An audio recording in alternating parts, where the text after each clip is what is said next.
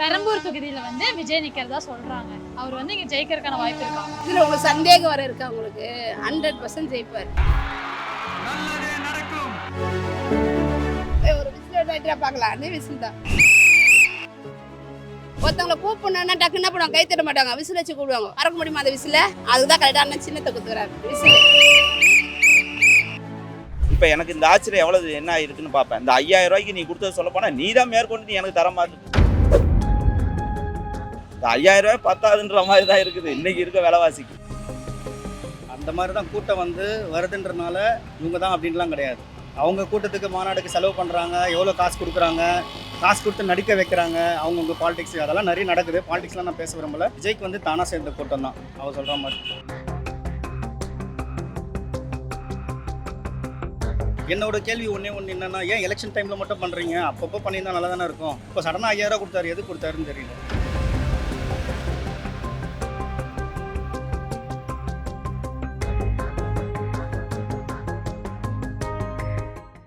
பெரம்பூர் தொகுதியில வந்து விஜய் நிக்கிறதா சொல்றாங்க. அவர் வந்து இங்க ஜெயிக்கிறதுக்கான வாய்ப்பு இருக்கா? இல்லைங்க, வாய்ப்பு இல்லை. நீடு எடப்பாடி தான் வருவார். அனுபவம் அவருக்கு தான் இருக்குது. ஏன்னா அவரை தான் நாங்கள் எதிர்பார்க்குறோம். இல்லை, பெரம்பூர் தொகுதி பார்த்தீங்கன்னா ஆக்சுவலாக டிஎம்கே கோட்டை, இது ஸ்டாலின் கோட்டை. இது வரைக்கும் எனக்கு வயசு 43 வயசு ஆகுது. இது வரைக்கும் நான் 4 வாட்டி போட்டேன். ஆனால் பெரம்பூருக்கு ஒருத்தர் புதுசாக வர்றாருன்னா நல்லது தான், வரட்டும். பண்ணுறேன்றாரு, பண்ணிட்டோமே, நான் தான் பண்ணுறாரு பார்க்கலாமே.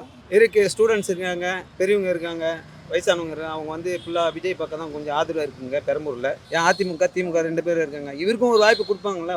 வாய்ப்பு இருக்குது, வாய்ப்பு கொடுக்க. இதுல உங்களுக்கு சந்தேகம் வர இருக்கா? உங்களுக்கு 100% ஜெயிப்பார். 100% ஜெயிப்பார். எங்களுடைய ஓட்டு ஃபுல்லாக அவருக்கு தான். பிரபலமான ஆள் நிற்கிறார்ல, இது இருக்க இந்த தொகுதியில் பிரபலமான ஆள் யாரும் நின்றுது. அதனால அவர் ஜெயிக்கிறாருன்னு சொல்றீங்களா? ஆமாம். இவங்க இப்போ இருக்கிற எல்லா யூத்தும் என்ன எதிர்பார்க்குறாங்கன்னா, இலவசத்தெல்லாம் வந்து சும்மா வந்து இதெல்லாம் வந்து பழைய காலத்தில் தான் முடிஞ்சு போச்சு. இப்போ எல்லாருமே தெளிவாயிட்டாங்க, சோஷியல் மீடியா எல்லோரும் பார்க்க ஆரம்பிச்சிட்டாங்க. ஸோ எல்லாம் கிளவராக தான் இருக்காங்க. ஜெயிக்கிறதுக்கு 99% சான்சஸ் இருக்குது. அந்த 1% ஏன்னு சொல்கிறேன்னா, ஓல்டேஜ் பீப்புள் இருக்காங்க இல்லையா, அவங்க ஓட்டுலாம் வந்து நான் எதுவும் வெளிப்படையாக சொல்ல விரும்பலை. நீங்கள் சொல்கிற மாதிரி அந்த கோட்டர் கோழி பிரியாணி 1% போயிடுவாங்க.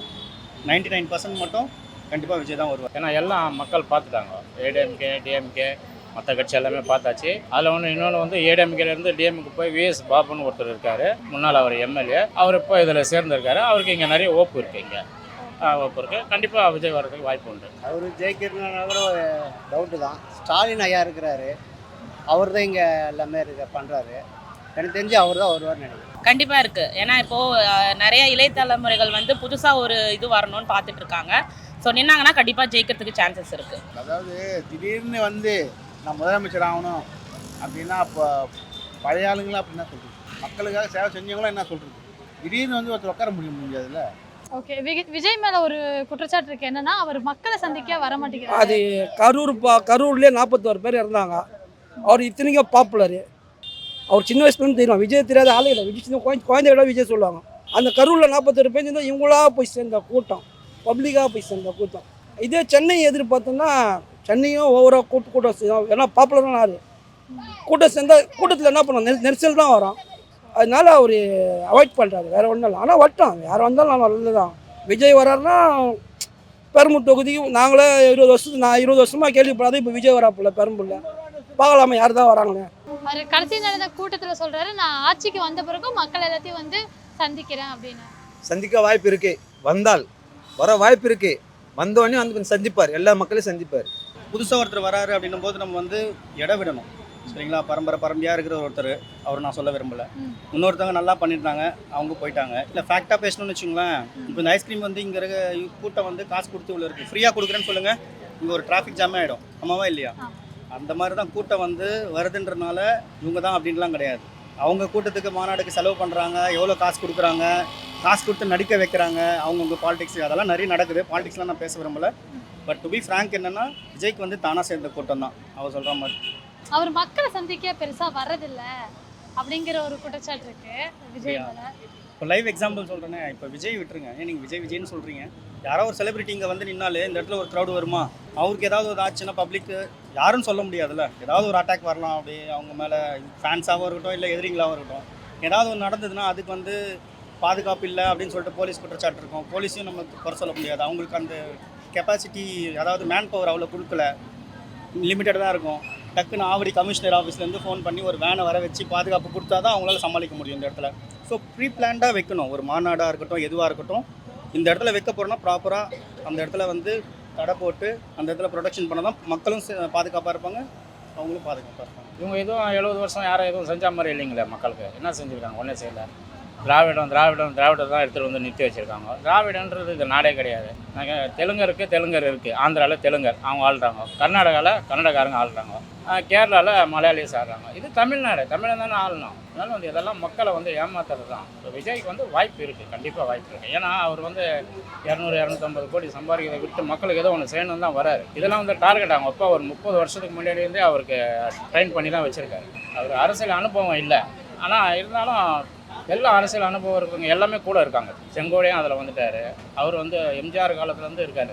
அவர் அமைச்சராக இருந்திருக்காரு, எம்எல்ஏ 5 வாட்டி இருந்திருக்காரு. அவரும் இதில் வந்திருக்காரு. எல்லாம் ஒருத்தர் அதில் போயிருக்காங்க. அவர் மேலே இருக்கிற ஒரு குற்றச்சாட்டு என்னன்னா, மக்களை சந்திக்க பெருசாக வரதில்லை. அவர் கடைசியில் ஒரு மீட்டிங்கில் கூட சொன்னார், நான் இதுக்கு ஜெயிச்சதுக்கு அப்புறம் மக்களை சந்திக்க வரதில்லைன்னு சொன்னால், அவர் வந்து ஃபேமஸ் ஸ்பீக்கர், அவர் ஒரு ஆக்டர்ஸ், நல்ல ஆக்டர்ஸு. அதே மாதிரி மக்கள் நிறைய விரும்பக்கூடிய அப்போ இந்த மாதிரி ஆகிடுது இல்லைங்களா. 41 பேர் இறந்தாங்க இல்லையா. அது வந்து அவரு தானே சொல்கிறாங்க. இந்த அரசு பாதுகாப்பில் கொடுக்கலையே. இந்த அரசு பாதுகாப்பு கொடுத்துருக்கீங்களா? கொடுக்கல. அப்போ அரசு பாதுகாப்பு கொடுக்காத போது என்ன பண்ண முடியும்? 41 பேர் இறந்தாங்க, அவர் ஓடிட்டாருன்னா எல்லாருக்கும் ஒரு பயம் தான். அவர் பரம்பரை அரசியல்வாதி கிடையாது. 41 பேர் இறந்ததுக்கு காரணம் யார் ஏற்றுக்கணும்? அவரை ஏற்றுக்க முடியும். இவங்க தான் இடம் கரெக்டாக கொடுக்கணும். இவ்வளோ பேர் வருவாங்கன்னு சொல்லும்போது கணிக்கணும், உளவுத்துறை எல்லாமே தான் பண்ணணும். யாரும் எதுவும் பண்ணல இல்லைங்களா. யாருமே எதுவுமே கொடுக்கல, பண்ணவும் இல்லை. அதனால் வந்து கம்பல்சரி விஜய் வர்றதுக்கு வாய்ப்பு உண்டு. இங்கே பெரம்பூர் தொகுதியில் வாய்ப்பு உண்டு. எங்களுக்கு ஓட்டு இருந்தால் கூட எங்கள் ஃபேமிலி நாங்கள் அவருக்கு தான் போடுவோம். நான் இன்னும் ஆர்டிஐயில் இருக்கேன், ரைட் டு இன்ஃபர்மேஷனில் வடசென்னை மாவட்ட தலைவராகவும் இருக்கேன். ஆர்டி தெரியுங்களா? ஆர்டிஐ, அதாவது ரைட் டு இன்ஃபர்மேஷன், அகில இந்திய தகவல் சட்டம் முடியல, அதில் பொறுப்பாளராக இருக்கேன். நானே என் தொகுதி வேணும், நான் தான் போடுவேன் அவர் ஓட்டு. 3000 ரூபா கட்டினேன் வீட்டு வரி, இன்னைக்கு எவ்வளோ கட்டுறேன்? 17,000 ரூபா போய் கட்டுறேன். கரண்ட்டு பில்லு அன்னைக்கு எவ்வளோ கம்மியாக கட்டினோன்னா இன்றைக்கி அதோட 3 மடங்கு அதிகமாக கட்டுறேன். கேஸுக்கு மானியம் வந்து 500 ரூபா மானியம் தரேன்னாங்க, ஒன்றுமே தந்தபாடு இல்லை. ஒய்சாப்பா கம்மி பண்ணுறேன், நாங்கள் கம்மி பண்ணவும் இல்லை. அதிமுக வந்துச்சுன்னா இதுக்கான மாற்றங்கள்லாம் நடக்கும். இதுக்கான மாற்றம்னா ஓரளவுக்கு கம்மி பண்ணலாம். இருக்க நீ ஏற்றிக்கிட்டே போயிட்டு இருக்கக்கூடாது இல்லை. முடிஞ்ச அளவுக்கு ஏழைகளுக்கு ஏற்ற மாதிரி நீங்கள் ஏதாவது வசதி பண்ணி தரணும் இல்லை. இருக்க விலைவாசி ஏறிக்கிட்டே இருக்கக்கூடாது இல்லை. விலைவாசி வந்து ஏறிக்கிட்டே இருந்தால் நம்மளுக்கு ரொம்ப கஷ்டமாக இருக்குது இல்லை. நான் என்ன சொல்கிறேன், எடப்பாடி ஆட்சியில் எவ்வளோது 65 ரூபா 70 ரூபா பெட்ரோல், இன்னைக்கு 105 ரூபா விற்கிது. இருக்க எல்லாமே தலைகீழாக போய்கிட்டே இருங்க. இருக்க கடன் தான் அதிகமாகிட்டு இருக்க தவிர முடிஞ்ச அளவுக்கு ஏதாவது ஒரு நாலேஜுக்கு எதுவுமே வரலையே. இந்த ஆட்சியை பொறுத்தளவு நிறைய ஊழல் தான் நடந்திருக்கு. அதுக்கு என்ன பண்ணுறது? இப்போ மாசம் பெண்களுக்கு 1000 ரூபாய் கொடுக்குறாங்க. ஆமாம், இது போக நிறைய இப்போ பெண்களுக்கு இலவச பஸ் வசதி, இந்த மாதிரி நிறைய விஷயங்கள் கொண்டு வந்துட்டு தானே இருக்காங்க திமுகவில். டிஎம்கேல கொண்டு வராங்க, கொண்டு வந்து அதை நிரந்தரமாக பண்ணலையே. சும்மா பேருக்கு ஃபார்மாலிட்டிக்கு தானே பண்ணுறாங்க. விளம்பரம் எப்படி பண்ணுறாங்க? ஃபஸ்ட்டு அறிவிக்கிறாங்க, சாப்பாடு போடுறது அது இதுன்னு அறிவிக்கிறாங்க. கொஞ்ச நாள் தான் அது வருது. அதுக்கு மேலே என்ன செய்கிறாங்க? அந்த விளம்பரமாகவே கொடுக்குற ஒவ்வொரு பேருமே வந்து நச்சுன்னு நல்ல பேராக கொடுப்பாங்க.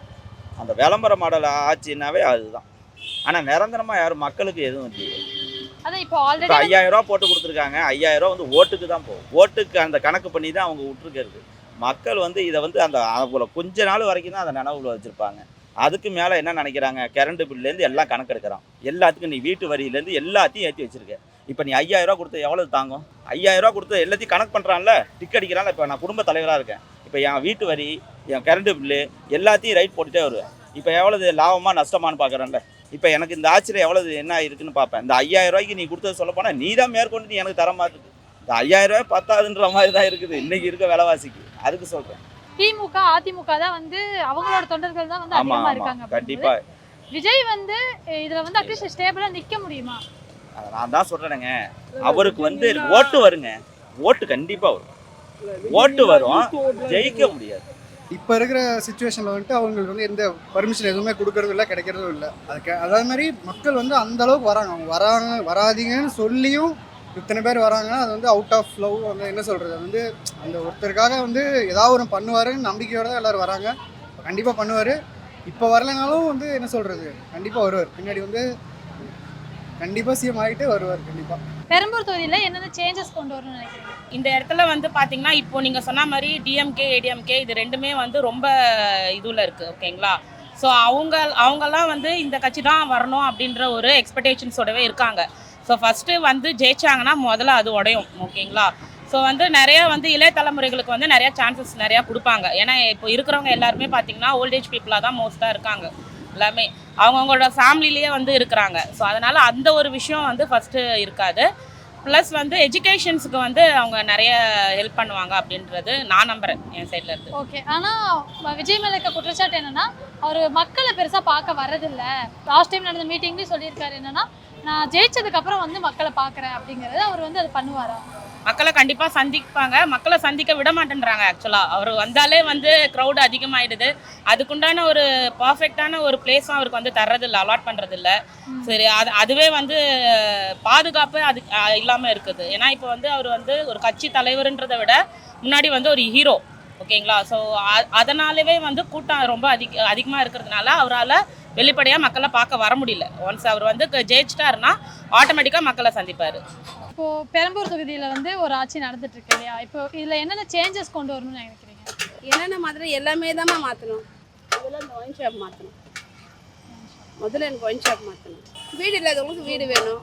நிறைய பேர் படிச்சுட்டு வேலை இல்லாமல் நிறைய சின்ன பசங்கள்லேருந்து பெரியவங்க வரைக்கும் நிறைய பேர் படிச்சுட்டு வேலை இல்லாமல் இருக்காங்க. ஓகேங்களா? அவங்களுக்கு வேலை வாய்ப்பு ஜாஸ்தி வேணும். நிறைய பேர் பிளாட்ஃபார்மில் தூங்குறாங்க, படுத்து தூங்குறாங்க. அவங்களுக்கு சொந்தமாக ஒரு வீடு கிடையாது. பிளாட்ஃபார்மில் கடை வைக்கிறாங்க. அவங்களுக்கு நிரந்தரமான ஒரு வருமானம் கிடையாது. அவங்களுக்கு நிரந்தரமான ஒரு வருமானம் இருக்கணும். அவங்களுக்கு அது 10 ரூபா கிடைக்கணும். பாருங்க, இப்போ பிளாட்ஃபார்மில் ஒரு கடை வைக்கிறாரு. இது அவருடைய ஒரு ஒரு எதுக்கு வைப்பாங்க அந்த கடை? அவங்களுடைய வாழ்வாதாரத்தை தானே வைக்கிறாங்க. அந்த வாழ்வாதாரம் அவங்களுக்கு இருந்துச்சுன்னா ஏன் வைக்க போகிறாங்க? வைக்க மாட்டாங்கல்ல. அதெல்லாமே அவர் கண்டிப்பாக மாற்றுவாருன்ற நம்பிக்கை எங்களுக்கு இருக்குது. இதெல்லாம் வந்தால் மாறத்துக்கான வாய்ப்பு இருக்குது. நாங்கள் அவர் கண்டிப்பாக வழி விட்டு நிற்போம். அவர் வரவேற்பை நாங்கள் அதிகமாக எதிர்பார்க்குறோம். பெரம்பூர் தொகுதி எதிர்பார்க்குறோம். இப்போ நீங்கள் பெரம்பூர் தொகுதியில் தானே இருக்கீங்க? ஆமாம், நான் பெரம்பூர் தொகுதியில் இருக்கேன். நான் ஸ்டாலின் தான் ஓட்டு போட்டேன் போன வாட்டி கூட. சரி, இப்போ இந்த இடத்துல வந்து எந்தெந்த மாற்றங்கள் எடுத்துகிட்டு வரணும்னு நினைக்கிறேன்? பெண்களுக்கு போக்குவரத்து துறை பஸ்ஸு வசதி கிடையாது. பஸ்ஸு பார்த்தீங்கன்னா ஈவினிங் மார்னிங்கில் ஒரு 4 மணி நேரம் வரும், ஈவினிங் 4 மணி நேரம் வரும். 8 மணி மேலே பார்த்தீங்கன்னா பஸ்ஸே கிடையாது. பப்ளிக்கெல்லாம் அவ்வளோ அவசரப்படுது. 10 மணி 8 மணிலேருந்து 10 11 மணிக்கு நிற்கிது பஸ்ஸு எல்லாமே. அதெல்லாம் ஒரு மாற்றம் வரணும். பஸ்ஸு இளைஞருக்கு இந்த கல்வி உதவியெலாம் செய்கிறாங்க, அது ஒரு ஊக்கத்தொகையாக கொடுக்கணும். அதுவும் பண்ணோம். இந்த ரேஷன் கார்டு இபியில் ஏற்றி வச்சுறாங்க, அதெல்லாம் கொஞ்சம் இது பண்ணோம். ஆட்டோ மீட்டர் கட்டணம் ஏற்றுனாங்க. நாங்களும் கோரிக்கை வச்சோம். போன 10ஆம் தேதிகளும் கோரிக்கை வச்சோம். இப்போ இப்போட 24 25 3 நாள் கோரிக்கை வச்சுக்கோம். ஆட்டோ மீட்டர் மினிமம் 50 ரூபா தர நாங்கள் கொடுக்கல. நாங்களும் எதிர்த்து போராடுறோம். ஆனால் எங்களுக்கு ஒரு தீர்வு கிடைக்க மாட்டேன். ஆனால் வட்டம் மாற்றங்கள் எல்லாரும் வந்தாலும் ஓகே. விஜய் வந்தாலும் நல்லது தான். நாங்கள் வர வைக்கிறோம், இல்லைன்னு சொல்ல. முதல்ல கம்பெனி இருக்கணும். நிறைய படித்த பசங்க இருக்காங்க. ஒரு கம்பெனி வந்தால் நல்லா இருக்கும். ஓகே, என்ன மாதிரி கம்பெனி? ஒரு பெரிய ஃபேக்ட்ரி வந்தால் நல்லாயிருக்கும். நிறைய முதல்ல ஒரு 10 வருஷம் 15 வருஷம் முன்னாடி நிறைய விளையாட்டு வீரர்கள் நம்ம பகுதியில் இருந்தாங்க.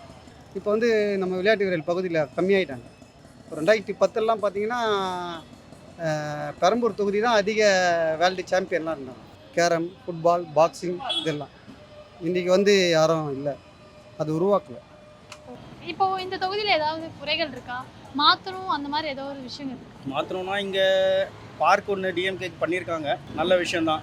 என்னோட கேள்வி ஒன்றே என்னென்னா, ஏன் எலெக்ஷன் டைமில் மட்டும் பண்ணுறீங்க? அப்பப்போ பண்ணியிருந்தால் நல்லா தானே இருக்கும். இப்போ தான் இந்த குப்பை வண்டிலாம் அங்கங்கே வந்து சின்ன வண்டிலாம் வருது. இந்த ஒரு வருஷமாக ஒரு 6 மாதமாக தான் நான் பார்க்குறேன். ஏன் இந்த எலெக்ஷன் முடிகிற டைமில் ஏன் இந்த மாதிரி பண்ணுறீங்க? ஸ்டார்டிங்லேருந்தே பண்ணலாமே.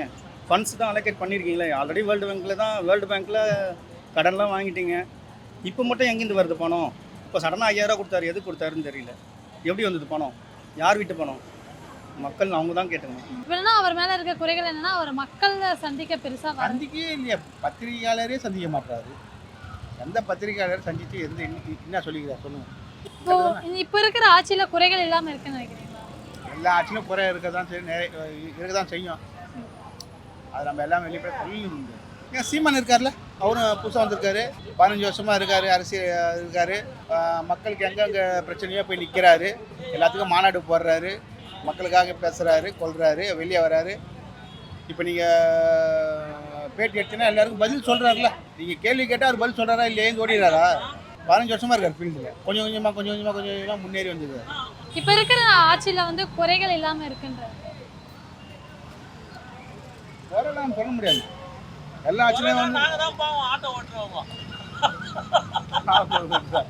அடுத்த ஆட்சி வந்தால் என்னென்ன மாற்றம்? ஆட்சியில் குறைன்னு பார்த்தா நாங்கள் தான் பாவம். கட்டாயம் எதிர்பார்க்குது. கட்டாயம் எங்களுடைய ஓட்டு ஃபுல்லாக அவருக்கு தான், யாருக்கு? அண்ணனுக்கு. ஒரு விசில் விளையாட்டா பார்க்கலாம், அதே விசில் தான்.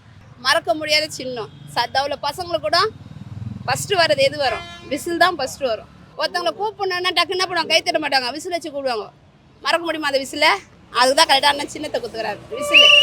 மீதி எல்லாம் மறந்துடுவாங்க, ஆனால் விசிலை மறக்க முடியாது. கட்டாயம் எங்கள் அண்ணன் தான் வருவார், நம்பிக்கை எங்களுக்கு இருக்கு. அது நீங்கள் விசில மடக்குனா பரவாயில்ல இருக்கு விசில் அடிங்க அடிங்க.